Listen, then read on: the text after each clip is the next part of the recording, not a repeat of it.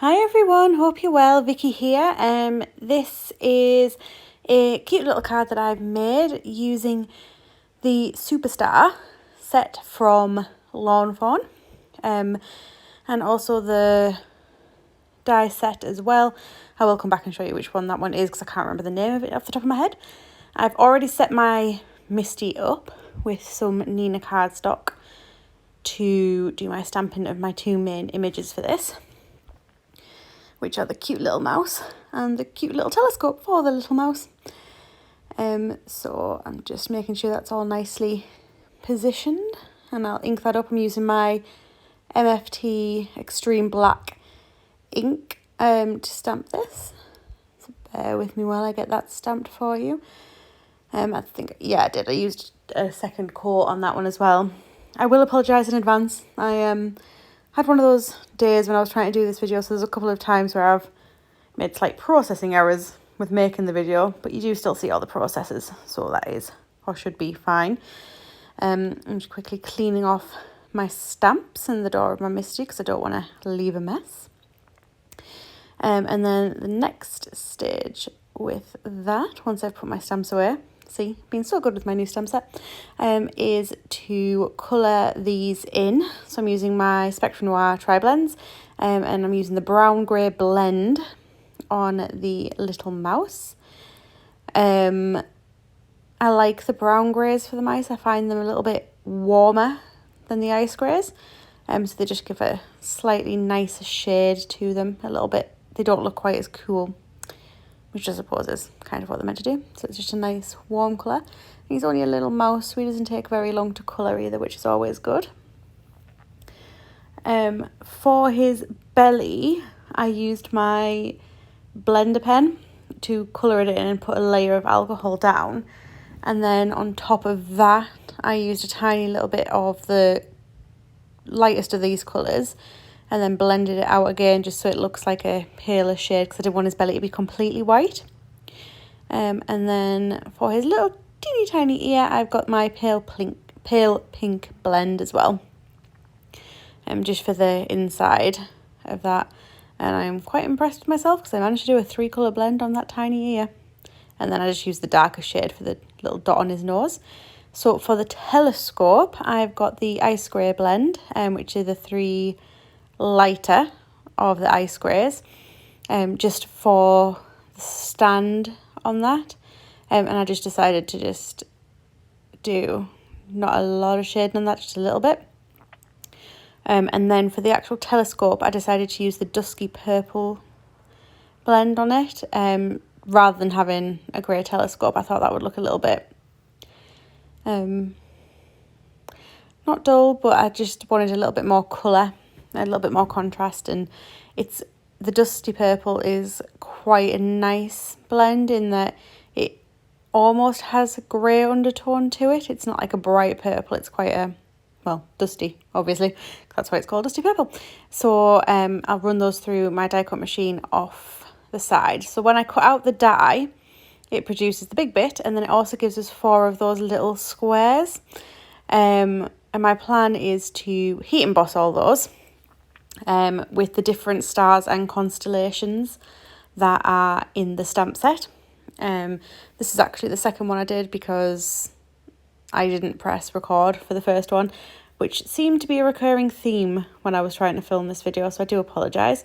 So I have my stamps ready, I have my embossing ink ready, and then I just need to go over that with the embossing anti-static bag just to make sure that I don't end up with any ink where I don't want it, otherwise the embossing powder won't look right. So I'm just stamping my stamp into the ink and then centering that onto the cardstock. Where the card is white, my plan is to do a resist technique with my blending over the top of my emboss section, because obviously embossing does create a resist, which is great for your inks. So I'm using the Fawn silver ink, embossing powder rather. So I'm just going to sprinkle that on there and give that a bit of a tap just to get the excess off. And as you can see, just give it a second coat to make sure it's nice and fully loaded there.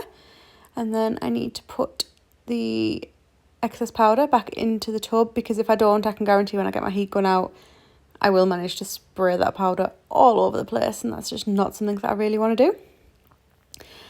So I'll get my tweezers out again to hold this with, because it's quite a small piece and I don't really want to burn my fingers while I'm doing it. And then heat gun is coming out, and I'm hoping you guys can see when it starts to change on there. You'll just see it goes nice and shiny, which is lovely. I really do love heat embossing. It's just so pretty. With a bit of luck, you'll be able to see the change. There you go. See, it looks a little bit shinier, which is lush. I did just do this one on camera. The rest I did off camera, because watching me heat emboss 4 little squares could get tedious. And as you can see, I've now blended over them. I did think that I was recording my blending with the blueprint sketch, wilted violet, and then the pink I used on the bottom ones is one lipstick. I thought I was recording it, and I took a lot of time and made it really nice and clear for you guys, and then hadn't pressed record. Oops. So my sunset kind of goes from the pink through the purple through the blue at the top, was my process with that. The one in the top right is going to have a stamp on it as well. So I then cut the die out from some blue cardstock that I had, and mounted that on just with my glue. And what I'm going to do here is just use the images that I've already die cut out just for positioning, so that I can put my sentiment onto here. I tossed around with a few different sentiments to try and get one that I was happy when I had my position in place. It doesn't come out perfectly, I'm not going to lie. It's not exactly as I wanted it, but it still looks quite nice. I'm just putting it over the little bit of purple card there, just so I can actually see it lining up, if that makes sense. Because it's a bit hard to see on the glass mat, the writing, so that I can actually make sure it's all straight. And that's just me faffing around with it and changing my mind on what sentiment to use, because I couldn't get it to go straight, and it was really, really stressing me out. I'm not going to lie. So I amended my plan and decided to go with Superstar. And then I thought I would also use heat embossing on this as well, just to give it a little bit more of a shine and to make it a little bit stand out a bit more. So I'm using my VersaFine black ink, and then I use my clear embossing powder. I did forget to use my anti-static bag on this, so I do have to get my paintbrush out just to go around a couple of little bits, but it surprisingly goes a lot better than I thought it would in terms of my not like actually sticking all over the place. So that was good, because I was really worried that it was going to be a complete mess, and I haven't quite worked out how you can take off the ink and start from scratch again. So I don't know what I would have done if that hadn't worked, I'm not going to lie. So that's just me with my paintbrush trying to take the little bit of excess off, and the heat gun comes out, and then heat that up, and as you'll see, it melts quite nicely, so you get a nice little bit of extra shine on there.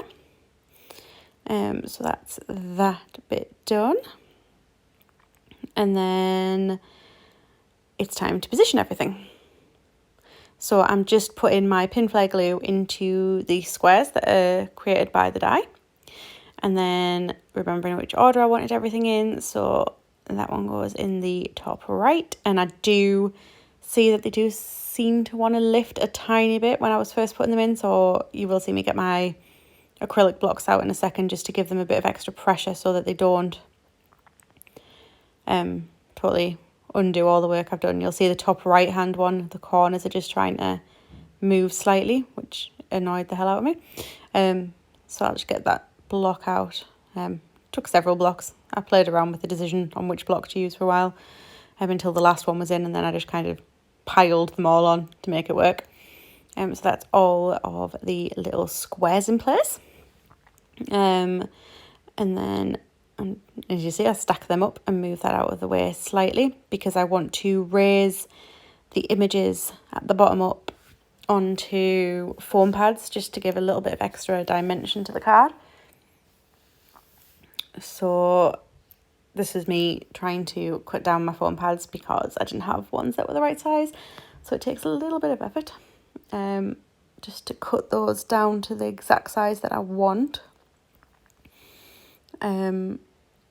Just to make sure they fit the way that I want them to.